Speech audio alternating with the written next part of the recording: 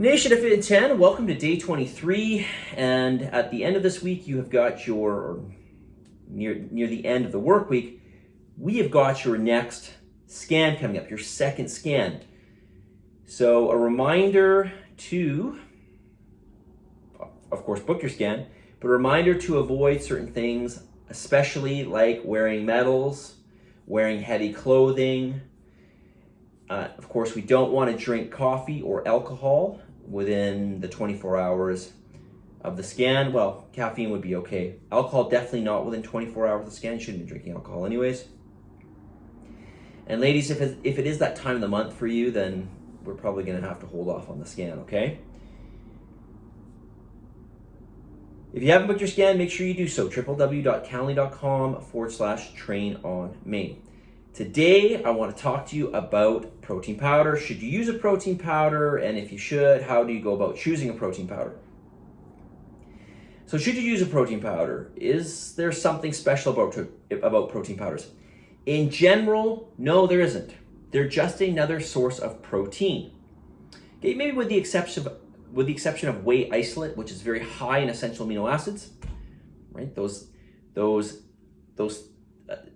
forms of nutrients that we need in order to sustain everything we have, especially our lean body mass. Those nutrients that we need to recover our muscles, those nutrients that we need to help sustain our immune system, those nutrients that we need to help recover from an injury. And there's many other reasons to have many essential amino acids, but ultimately we want a good quality protein, and protein powder, before I went off my little tangent there, protein powder is really just like any other form of protein-strong food. Whether we're talking about chicken or steak or Greek yogurt or egg white, all those foods I just listed are almost, at least calorically speaking, protein. Why a protein powder then? What's so special about a protein powder? Well, as I mentioned, you can get certain kinds of protein which are very high in essential amino acids, whey protein being one of them. But also it can become hard for a lot of people to consume the amount of protein that I give them. So a protein powder allows you to get the total amount of protein that I've allotted to you for the day in a much easier way. Drinking calories is much easier than eating them. Drinking protein is much easier than eating it. So how do we go about choosing a protein powder? Well, number one, we want to look for something that's pharmaceutical grade. Pharmaceutical grade simply means that it is made in a pharmaceutical factory and it has to go through the standards that other pharmaceuticals would go through, like very stringent auditing. Why is this important? Because what you think you're paying for and what you're getting should be the same. If it's not pharmaceutical grade, what you think you're paying for and what you're getting can be two different things. So I highly encourage you to get a pharmaceutical grade protein, something like ATP Lab, like I carry, or Magnum Nutraceuticals. Again, I carry both those brands I carry. I'm going to highly recommend, and there's other pharmaceutical grade brands, of course, out there. And yes, they will be more expensive, but there's good reason why they're more expensive, because you're getting better quality. You're actually getting what's on the label.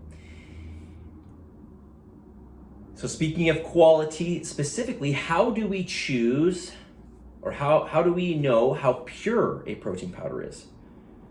Because protein powders vary in their purity.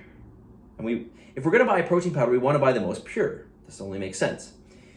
So what you need to do is just look at the serving size, okay, or excuse me, I should say the serving weight.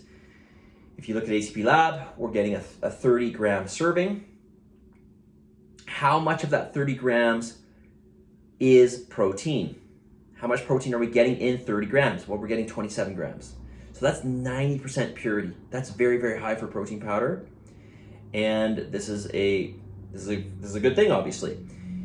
What do I recommend? Anything 80% or more is really what you should look for.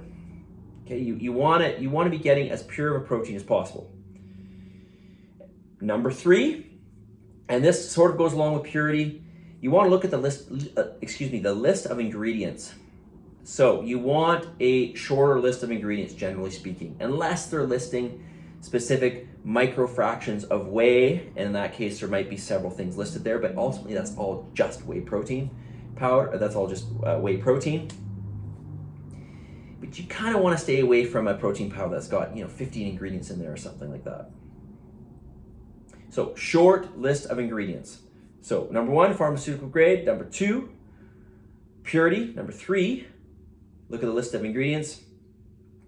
Number 4, the source of protein. Now this is going to vary from individual to individual.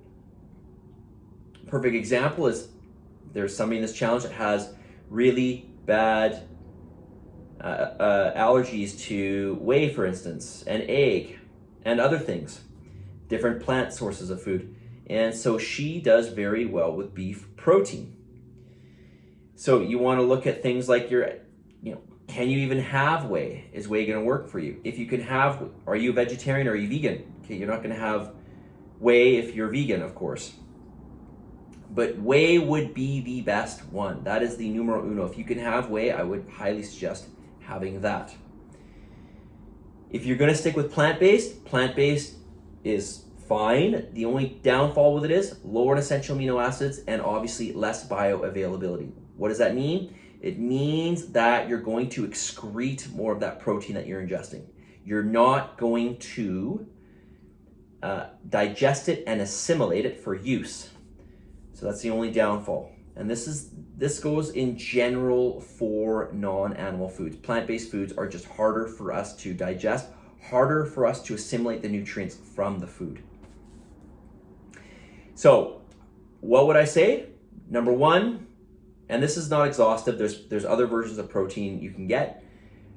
Go for whey. If you can't have whey for whatever reason, look at having something like an egg or a beef protein, or maybe a casein protein. And if you can't have that, then maybe go for something vegetarian or vegan sourced. Probably pea protein is going to be the best, and then maybe soy, and then it kind of goes from there. Okay, number 1, go for whey isolate. That's the one I highly recommend. Okay, message of the day.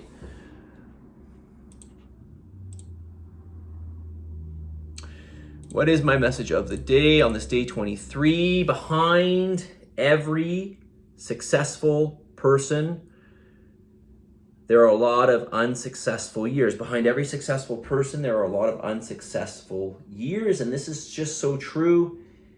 Everything you do, anything of any great measure, is going to require a lot of time, a lot of effort, a lot of what you might consider to be failures. This is all normal. Just know that when you look at that person that has been so successful in that area, chances are, more than not, almost always, that this person, this successful person, has gone through so many unsuccessful years to get to where they are. So be patient and do not get discouraged. Positive energy, positive vibes, believe in yourself, for the love of God, give some gratitude, and I will talk to you tomorrow. See you guys.